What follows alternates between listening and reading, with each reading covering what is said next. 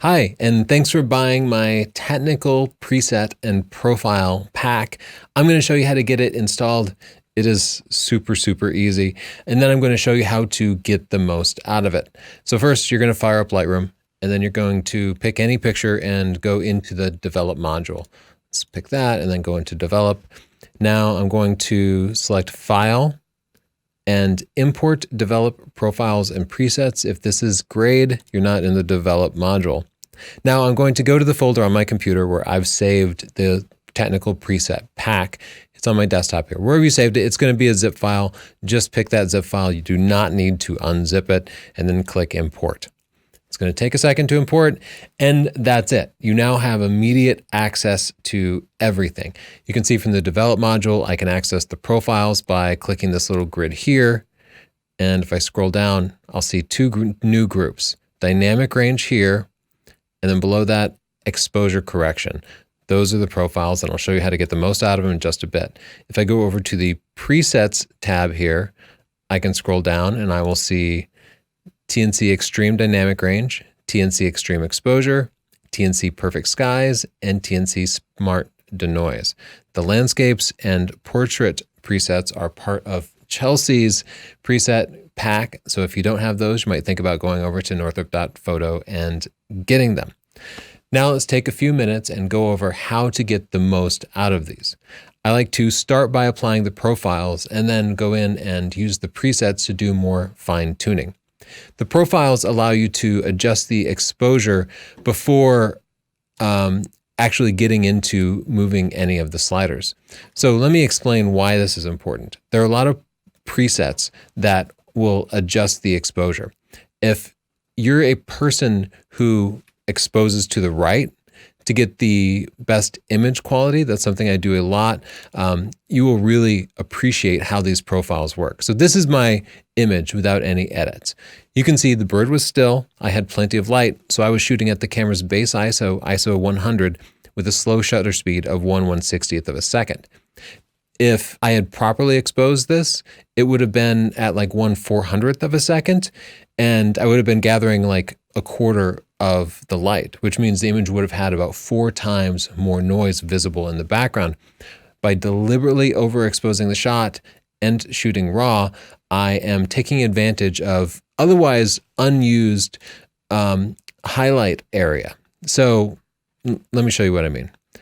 This is a raw file. You can see it's blown out. It's just overexposed. If you look at the exposure slider here, I can slide this down one stop, and even, let's see how much we really need here.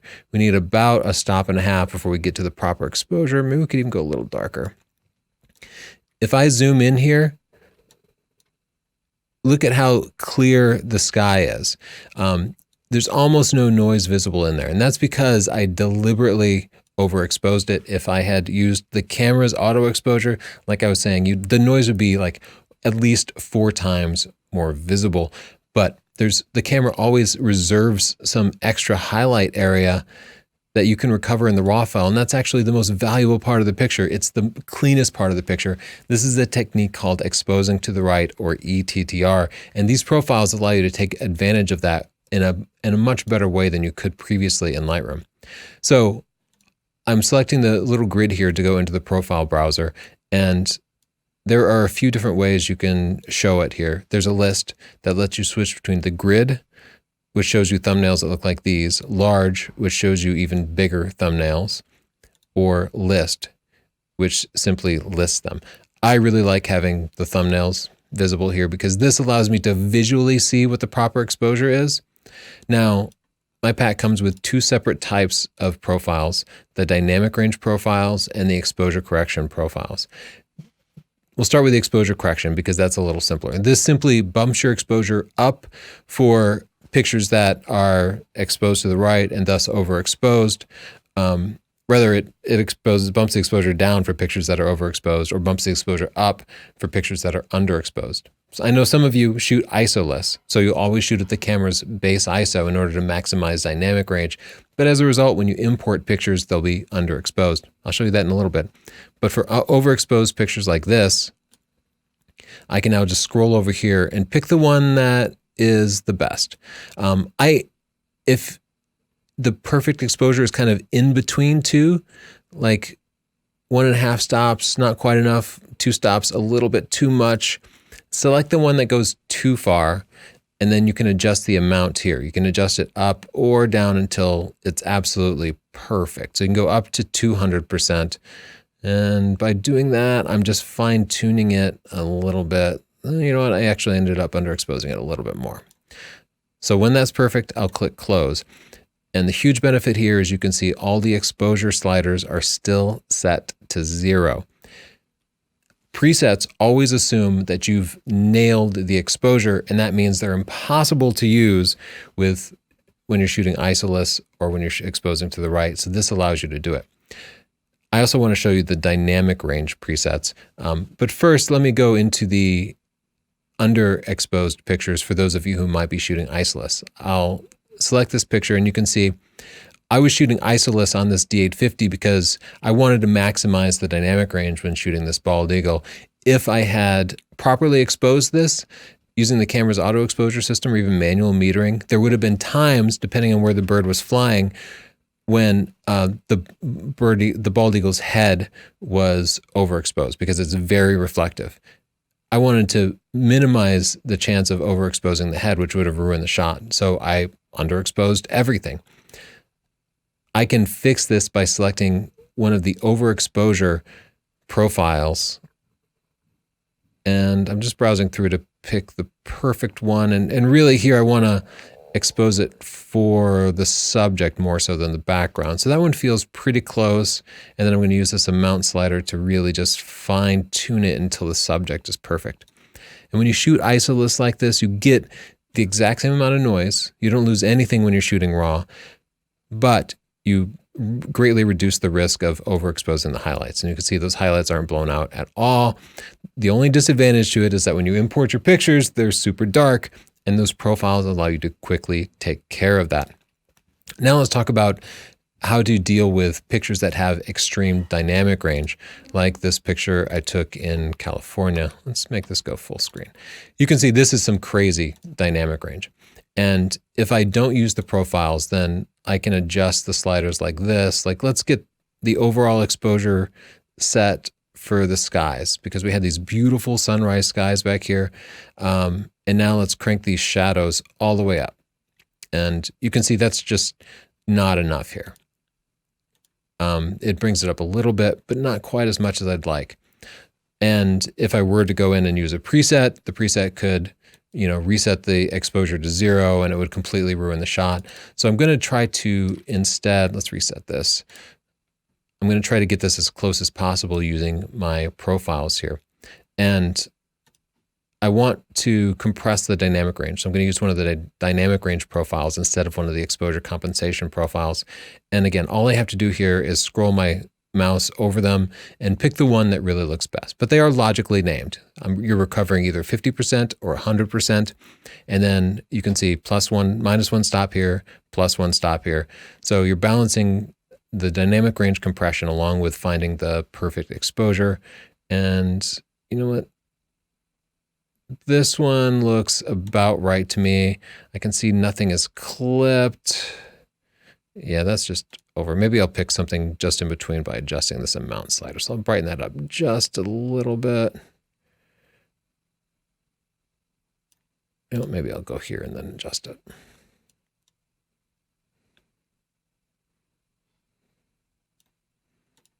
Okay, back to here. Okay, so we're going to get this so it looks as good as possible, and then we can begin to make additional adjustments. Already this really helps. If I wanted to raise the shadows some, you can see because I'm using a profile, there's currently a bug in Lightroom where the shadows are boosted in the profile, so it will not allow me to boost them further. It's straight up a bug. I've asked them to fix it. They're going to work on it, and hopefully that'll be fixed soon. In the meantime, you can use the presets that I have to adjust the exposure and dynamic range even further. The TNC Extreme Dynamic Range allows you to adjust the highlights or the shadows without moving the sliders. This will extend the dynamic range beyond what is possible with the sliders. You can see the shadows cannot be recovered anymore. And this happens all the time in real world scenarios because the dynamic range of our cameras can be 15 stops. And if you bracket and you use photo merge in HDR, it can be 20, 25, 30 stops. And yet Lightroom still can only by default handle like 10 or so. It's ridiculous. It's just a weakness. And part of what I'm doing is working around this, allowing you to really get the most out of your images. So these presets you can see allow you to boost the shadows or recover the highlights more than is possible in Lightroom. So let's go in and really boost those shadows up. Bam. And if anything, you want to overshoot, because if you overshoot, it's easy to go in and bring the shadows back down some. And usually what I end up doing is restoring some contrast to it too, because I want the shadow detail there, but I don't want to lose all the black points in there. All right, so that is a pretty big difference. For the sake of demonstrating this, I'm going to go back and select the standard Adobe Color profile here, and then reset this image. You can also do a lot of the work using the Extreme Dynamic Range presets without using the profile, in case you wanted to use your camera's default landscape profile, for example. And when you do this, it's hiding radial filters in the images off the edge of the image that you cannot see. And that means that it's not adjusting the sliders over here, which means it won't mess with your presets. So you can see I have the option to recover the highlights here, which is bringing that sky down and making it visible, because without it, it's completely blown out. So I could bring the highlights down. If I go in and adjust the shadows, you can see that's overriding my highlights setting. So you can either use highlights or shadows, but you cannot use them both at the same time. Instead, what you want to do is use either the shadows / highlights 50 or 100, depending on how much recovery you actually want to do. So let's go ahead and max it out by selecting 100. And with that said, I can kind of just fine tune the exposure a little bit, and I can go in and crank up the shadows or bring down the highlights even further using the sliders or by using other presets. There's also a preset here for shadow and highlight reset. If I select that, it will just undo whatever settings are here. There's another set of presets for extreme exposure here that adjusts the exposure up or down. Again, this is without adjusting your sliders. If you're shooting isolus, you're often shooting 8, 10 stops below the intended exposure. And you can see the exposure slider here will only go up to +5 stops. Let's pull out a deeply underexposed picture here just to demonstrate. These will allow you to adjust the exposure without adjusting the sliders. So this is not a terribly underexposed shot, but let's crank the exposure up by 5 stops. And if that was not enough, you could go in here and crank it up even further. Likewise, you can go in and adjust the exposure down even further in case you're severely overexposed. If you want to undo whatever you've applied, like that's not good, right? You can do the exposure reset and that'll bring it back down. So always hit exposure reset in order to undo any of the extreme exposure presets.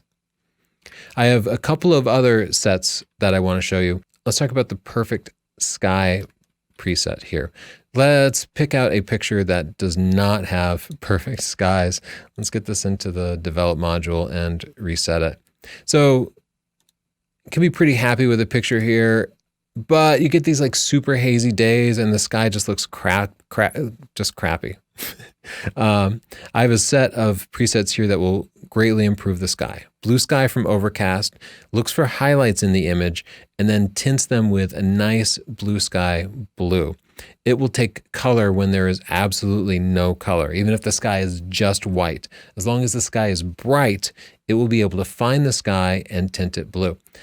Just pick the preset that looks about what you want. It doesn't have to be perfect. Now that the sky is a little bit blue, you can go and scroll down here and go down to the HSL color. And let's pick color and then select blue. Now I can adjust the luminance of the sky to darken it or the saturation to crank that up. I can also fine tune the color of the sky in case I want it to be slightly different. You could not have done this without using the preset if the sky is white. Lightroom can latch onto a color, but it cannot just select the sky that way.